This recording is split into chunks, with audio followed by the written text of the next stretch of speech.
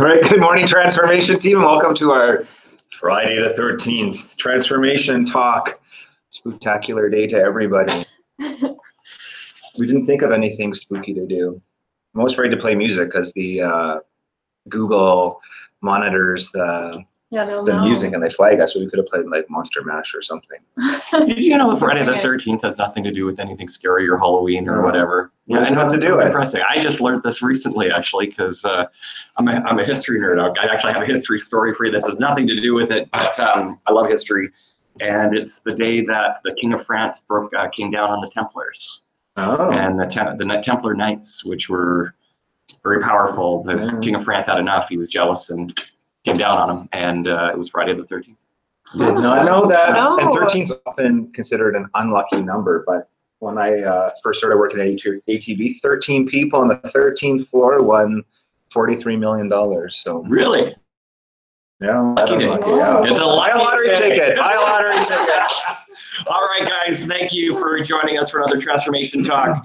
For the last 18 months, one of the things that I've been really focused on is trying to build a steaming hot, super hot, burning platform for change, because I believe strongly, we believe strongly, ATB believes strongly, our board believes strongly, we needed to change the way we tackled becoming a technology organization so that we could actually deliver better financial services to customers, differentiate ourselves in the market, and on and on and on. All those reasons talked about. But, I never had a doubt for a second we were not going to be successful, and sometimes we would talk about the scary stories, even at our Transformation X event, we talked about, well, what happens if Amazon starts a bank? Like, I actually never had a doubt we'd be successful. And I wanted to share a quick story. Business history. I know this is ridiculous, but I actually love business history because I think there's so much to learn from history. And I remember a couple of years ago, I was taking a class, believe it or not, on business history. Man, I am a nerd. But all that to be said, that the professor was a very impressive individual. Believe it or not, there's a discipline around studying the history of business and stuff like that. But he was talking about how banking has evolved over the past 1,000 years, and which is an interesting topic in itself. But one of the things I said is, but it's different now. The world's moving faster, it's changing faster. Like technology has impacted that in a great way. And we've talked about Singularity University and the big curve we're on, and that is all true. But I guess that's also true is we've been on that curve for a long time. And anyway, he debated this with me and he said, do you really think the end of banking's here? Do you really think? And I said, well, I don't think it's here, but I think it's a very, very big risk. And the next day, came back to the class with a book that was written in 1908, and it was called The End of Banking. Mm-hmm. And at the time, because of massive trade flows that were shifting, the world was becoming a global economy. Literally 120 years ago, it was becoming a global economy. And all these merchants that were shipping goods around the world needed different kinds of banks. The old banking world didn't really work for them anymore. And brand names like JP Morgan Chase that we all know so well rose up. And JP Morgan Chase was actually a trading company that needed to create a bank to finance the trade between the UK and the US and Germany and Europe and blah, blah, blah. And anyways, long story short, the emergence of these banks were kind of seeing like we look at fintechs today. And a lot of the old banks survived, banks like Barclays, and name some of the oldest banks in the world. They managed. Lloyd's, you can go down the list. They've managed, but it did change the environment. I think that's the same kind of change we're going through today. And when I think about all of that and put it together, I'm not scared of the future at all. Actually, I'm so optimistic. I can't even actually I can't come down sometimes. But this is one of the reasons I'm so optimistic about our future here at ATB, and it's these ATBs. They're 10 things. They're 10 simple things. We don't spend probably enough time, or we haven't spent enough time maybe in the last year or so talking about these things because we've been so focused on the hard work we have at hand to transform this organization. And we can't stop and we can't slow down, and we have to figure out how to deliver more value. But I think this is something we need to maybe focus on a little more these days. When you think about these 10 things, it's hard not to realize that they're amazing guides for us. In the Transformation Manifesto, we call some of them out as being so important. Thinking big, but making it happen. It's the making it happen that's important. And that's what we bring every day. It's the think yes first doesn't mean say yes first. And we know with, quite frankly, the ruthless prioritization we need to do to really turn the dial on our business to bring more value to ATB, we have to be saying no, but it means that we're always thinking of ways we can make things work. Being personally and fiercely accountable. We're going to make mistakes. We need to celebrate them more, because mistakes is where we learn. We don't learn from doing everything right. And in fact, by denying mistakes, we actually just make them worse. So I want to make an effort of celebrating the things that we gotten a little bit off. I'm not saying we want to make mistakes, but we certainly shouldn't be afraid of them. Finding a way to get things done. One of the things that we need to get really good at, and I think we're on the road to doing that, is we put aside a bucket of funding for an initiative. We have to figure out how to get to the end or close to the end with the dollars that are made available, because we have a tendency sometimes to say, you know what, I want those nice things. Like I think the best learning we've ever had was our SAP implementation. By the way, like I said last week, I'm not anti-SAP at all. Just recognizing it's a very expensive system for us, and we have to find ways to make it work better. But when I look back in time, one of the biggest learnings we got from SAP was we were trying to build a Ferrari and realized we didn't have the money for a Ferrari, and we had to settle for less. Worse, I think maybe early on we delivered a Ferrari and it was missing its tires, steering wheel, didn't actually have an engine installed yet, and all the rest of it. And I'm teasing a little bit, but we can learn from those things. I mean, SAP is now a major asset for us. It's one of the reasons we can do so much good. So all that to be said, these ATBs are the guide. And I think they will make our lives easier if we actually think about them and how we work every day. And I think one of the most important ones is fun every day. And it's certainly one I know I haven't done enough in the last year with you to celebrate. And some of our successes, the hard work, recognizing the hard work you've put into this place. And we're going to spend a lot more time on that. And that's why I want to just share a couple big highlights of the week. A couple interesting things happened. I think a really, really quick success. Calvin's getting a call. Yeah. Just so you know. I didn't think I had to remind you to put your phone on silent. No biggie. We had a couple big wins this week, and I just want to celebrate them a little bit with you. One, which is really cool, is the ATB Prosper dashboard app that is now in the it's in the Apple Store, and it will be available for Android soon. This is a pretty cool application. If you don't have it, download it, check it out. What makes this cool is when we got together with ATBs. ATBs came into transformation really around October, where we fully embraced them, and we stood up some teams to work closely with the product owners from ATBs. Andrew Reed came into the digital team, and we stood this work up together. And what's cool is in November, we stood up a team against this. We knew we needed, when you read the paper and you see Wealth Simple and others, really changing the way people are managing their wealth, we knew we had to do something quickly. And the dashboard Prosper, or the Prosper dashboard app was our attempt to do that. But what's cool is we stood that work up in November. It's in the App Store today, built by ATB team members, imagined by ATB team members, and by the way, and for a fraction of the cost that we've ever built anything before. This is amazing.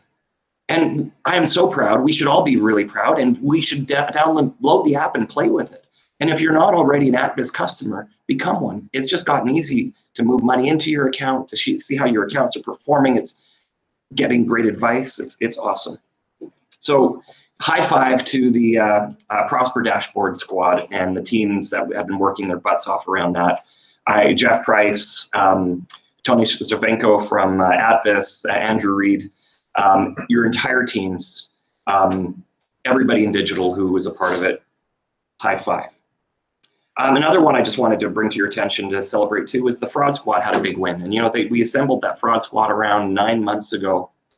And then they've done a lot in terms of building expertise and what have you. But they built a case management tool, again, working closely with the digital partners. And this is pretty amazing.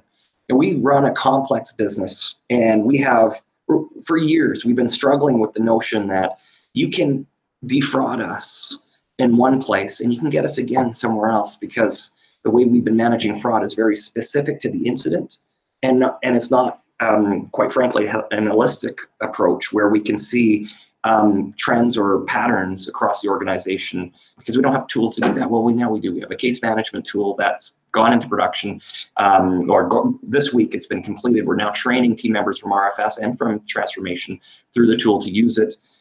This is a big deal. And I can't overstate how important this is. Like, as we develop more sophistication and tools like this, we ultimately can create better experiences for customers, because we can reduce sort of the over protectionism we put into all the things we do, because we're trying to avoid fraud. So big win to ATB team members, likes of Martin Lapointe and David Burns and their teams, and there's many others. I don't like, I list off names sometimes and I always feel bad because I know there's an army of people behind it who've made it work. But this is a big win. We've had 2 in 1 week. It's a pretty awesome week and we should be celebrating. So guys, with that, it's 9:12. I'm curious what the crowd would love to talk about. A lot of way to goes and congratulating team members. Carrie Leclerc said, "Yay, Fraud Squad, such a talented group in transformation, working together to create a big impact. Thank you." Yeah, so lots of good comments. No questions yet, but maybe this will prompt people to put their questions in the chat right away. Calvin, do you have any questions? Always do. I always do, and then I don't. I have more to talk about. Yeah, so okay, keep talking and I'll get the question. It's like, are you kidding? Are you kidding? I check my vote. I'm not going to let a microphone go to waste here. Just kidding. But yes, make sure if you got things that are just top of mind for you, share them, because I want to make sure that we're using as much time on these calls as possible to talk about the topics that are important to you and what's pressing to you. But one of the things that I wanted to share is that we had a great meeting with the transformation leadership team this week. It was our quarterly day-and-a-half meeting, essentially.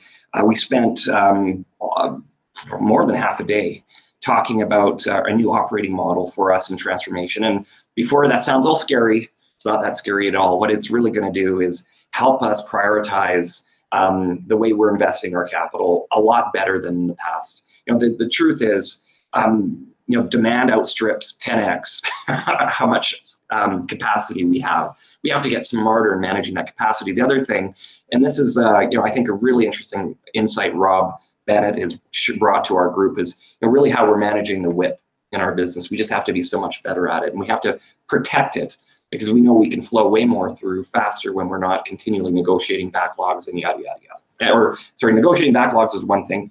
Introducing new things into WIP is another. Wouldn't it be great? This is where we could play music, we could play with it. Whip it. That's you're right. You can't play music on Google. Like, that's one of the only down parts of Google, is they actually care about copyrights. An ethical company.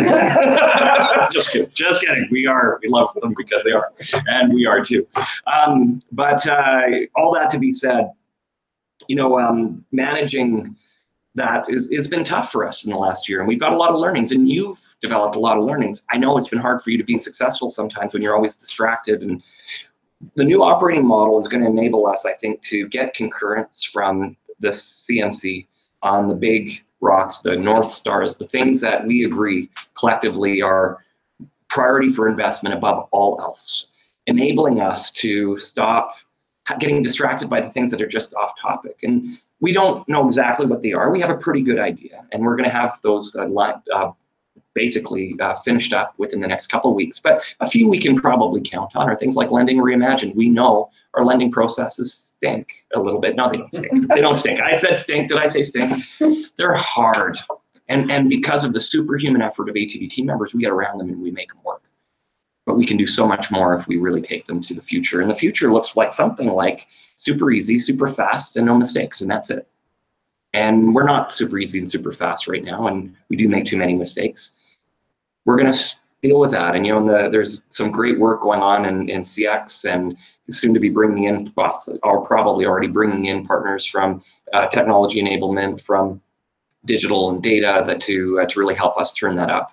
But the notion being that having clarity around a North Star to say this is what is a priority for the organization will enable us to say no to the things that aren't on that list. The other thing is, as we look how that works through our business, is once we know our North Stars a little more clearly, and I think we've always kind of known, but once we've got agreement on that, it gives us permission to get everybody out of our way so that you can focus on delivering against those North Stars. And I think so much of our work is already perfectly aligned to what those will be. So it's not like we're off, topic too much or anything like that. But it is hard when there's always new things popping up. We can push that aside a little. The other thing, so that we can prioritize what ideas we're investing in, and so that you can prioritize the initiatives, all the leaders in transformation can prioritize the initiatives, and so the squads can prioritize their backlogs, and we can empower everybody to run with that and walk away knowing that they're doing their job and not have to worry about the other noise. The flip side of that is how we're looking at the value. It'll become so much easier to say, is this the right thing to do or not? But we know what we're actually trying to achieve as an organization. So it's 3, 4, 5 North Stars that are going to become critical to us. We'll still have to be making maintenance investments in our business. And we know that, to keep it safe, to keep it running, what have you. We also know on the other side, there were, I think, some really great work in CX around some ideas on how we can just have a little bit of a GSD focus, get stuff done. 5%, right, a little bit over here. And so we have 2 or 3 maybe small teams that are continually working on just the really immediate pain points that'll just reduce the noise as well. And I think when we put all this together, this new operating model is going to change the way we work fundamentally in a great way and help make it easier for you to be successful. So I'm excited. Okay, now we got some questions, not just mine. Quick one. Who's going to win the Stanley Cup? You really want me to tell you? Because I know. I can predict this answer. Who is it? Well, it's the Winnipeg Jets. Now, to be clear, I have adopted the Calgary Flames all in. Also, to be clear, I wore an Edmonton Oilers jersey. Thank you very much, Calvin. Also, yesterday. to be clear, neither of those teams are in the playoffs. Right. So I'm fans of these teams, but I do have a little bit of affection, let's put it that way, for the Winnipeg Jets. I did cry when they came back to the NHL, so I'm not gonna lie. They're going all the way this year. Question from Tanya around: do you have any updates of their partnership of with the U of A? Which what a great! You know what? I meant to raise that as well, but yes, that's an obvious one to share and celebrate. We announced our partnership. We've been working on it for months, and in fact, we actually signed our agreement with the U of A back in January. Great work by Sue McGill and her team that's taken leadership on that. Mervyn Vanderspey has been working close at hand as well, because we know this is going to be bring a lot of parts of our organization to bear here. But the bottom line is, this isn't like every other partnership. With the U of A, most organizations so far have partnered with the U of A, like Mitsubishi or RBC. They've usually come out and announced a big dollar figure behind an investment in some research. My humble opinion, and this is just my opinion, is that their ambitions around those partnerships are often as much about just taking talent and moving it out of Alberta and getting it the heck out of here. I get it. And then sadly, 80 to 90% of the graduates in artificial intelligence and machine learning from the University of Alberta are leaving Alberta every year, 80 to 90%. We need to convince more of them to stay. We need to create an environment where there's a reason to stay. And that's why I'm so excited around the partnership we're building. We've got these 2 networks that we're creating, one around ethics and artificial intelligence, and that group, which is going to include some of the leading minds in artificial intelligence and ethics, including our own Jen Ishiguro, who is well known across Alberta as being a leader on that topic, which is very exciting. Another group we're setting up is around research and the practices around research of the future that are going to really change the way we use machine learning in our everyday business. This is a pretty modest partnership from an investment perspective, dollars-wise, but it's a very significant one in terms of the impact it'll have on the way we work. The University of Alberta is equally excited, and I have to tell you, it's not just dollars for them either. What they're excited about is we're actually rolling up our sleeves, and we're already working together, by the way. We're doing some incredible things, research around how we can detect fraud earlier so that we can protect our customers. And long story short, cool things at play here, and I think this is going to become the standard around how to partner with the university. Another question on AI that came in from Trevor: Are we looking at leveraging the Google AI more in things like fraud and AML to be more proactive? Yeah, no question. So when you look at the work that the data team's been, we talked a lot in the last year on the foundations data are building, and one of those foundations is they created a platform within the Google Cloud platform, actually, bringing in tools like Hadoop and what have you, so that we can actually start doing some big data analysis and assessments, and those foundational tools are going to put us in a place where we can really start using more of the Google tools for machine learning, et cetera. And we sent 5 people to go sit, and at no small cost, by the way. Google doesn't open those doors to anybody. We were I think at the time, we were the 3rd company globally they'd ever let in to learn from them on how they are probably the best in the world at machine learning. I mean, arguably Facebook is better, but I would side with Google, especially in light of current, So when you put that in context, we're learning from the best in the world. We're bringing back those practices here. We're now creating the environment they can play like that. Some cool stuff coming. And the partnership with Google continues to grow, for sure. A question here from Sandy. I'm curious to learn more about Lauren's new role with transformation. Great question, Sandy. I'm really excited to have Lauren working a little more closely with us. I think we'll have probably a third to half of his time focused on helping us with our transformation agenda. I think of the challenges we have as a team here is we've been heads down, working hard, developing, I think, transforming the organization and developing the technologies and tools and capabilities that are really going to bring this organization to the next level. But it's probably been quieter than the business is used to in the last year. They were used to the quarterly releases, the email, here's the 400 things going into production. They would hear the havoc sometimes that would come with that. But that made everybody know about it. We've been quietly putting things into production, and we've had the Sparks team engaging, and we've learned through that pilot by bringing the evangelist in that Lauren is, the storyteller that he is, I think the incredible marketer that he is, and working directly with the Sparks to help them lead and bring, Tevi and the team have done some incredible work. Having Lauren on top of that organization is just going to put it on, it's going to be like lighting gasoline on a fire. The next 12 months, I think everybody across ATB is going to understand just what it is we're trying to do and why this is so important to the organization. So it's going to be massive. We have a question from Eduardo around the theme of, he used the word mistake, someone else misses, I'll use the F word, failure.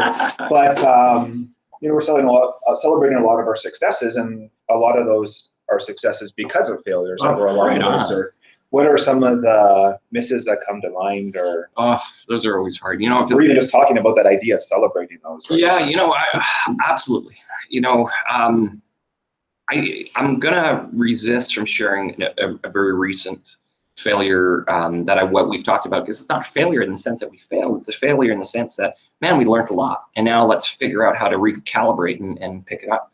The only time I think failure is ever fatal is when we refuse to admit it. Or we let it carry on so long because we've been trying to hide it. And in those instances, it's a disaster. It's a disaster. But when you admit the failure or the mistake or the miss or whatever, you can recalibrate and learn. So I'm going to share a personal example, if that's okay with you. And I was thinking about it the other day. I've been very fortunate in my life. I've had a very successful career. I know I have, and I don't take it for granted. I feel blessed every day, and I know I'm a very fortunate and privileged individual. But the 1 year I learned more than anything in my entire career was the year I almost failed. And it was the year I joined ATB. And I didn't fail, and we managed, and it was okay. But I came into ATB, and I had never failed before. Everything I had touched, literally, I felt like turned to gold. I thought I could do anything. And that gets in your head. You start to think you're better than you are. And I joined ATB, and we were going through a lot of challenges at the time, and so failure is all about degrees too, right? And in that year, one of the things I did is I really put my trust and confidence into a couple people. I was a very trusting individual, and I don't know if those people were worthy of the trust. And in fact, I can tell you that I shouldn't use these words. I don't think I've ever met evil people before, but maybe some of these ones were close. Just leave it at that, but they don't work here anymore. It took me a good 8 months for my spidey sense to kick in to say there's something isn't right, something isn't right, something isn't right. And And I'd made mistakes because of that trust, and I'd actually done things that in hindsight I wish I'd done differently. But when I figured it out and I called it, I could make it right. And that was the day I changed. And from that experience, I approached every challenge I got from then on differently. And I think more successfully because I was way more in tune with the way people around me were dealing, with the way people around me were thinking about the problems. I became way more open to different ideas. And I know I'm a better leader because I almost failed. Way better leader. And so you don't learn from the successes the same way. When I look back at the successes I've had, I go, oh, I'm proud of that. I'm proud of this. I'm proud of that. I learned from the near failure. If I hadn't admitted it and had kept going, I would have hit a wall and failed as an individual. And all that to be said, it's the same is true every time we've got a squad or working on a product or an initiative that we're working on collectively to try and get through past the line. When we don't admit things aren't working, we just make it worse. And so that's my personal story for you. And I think you hit on something there too, like if you hadn't noticed, and I think a lot of times we look at, when we use the word failure, we think of things, we look outside of the organization, maybe of things that have launched and failed, right? And I think there's so much we need to pay attention to before we ever get to launch that are those failures and misses. And they're little things, like they don't have, the failure sounds so big, but they could be little things along the way that but you have to learn from them. Right? You have to learn, and the biggest turning point is when you just admit it. Yeah. Like, as most failures are small, and they're not even failures, right? They're just misses. They're things that just aren't right. Learning opportunities. Yeah, they're learning opportunities. But when you call them early, you can pivot, you can adjust. But when you wait, they become bigger and bigger problems. But it's even if you've waited, it's never too late. I got to tell you, I took my car in for service today, and you might have heard about the Volkswagen scandal.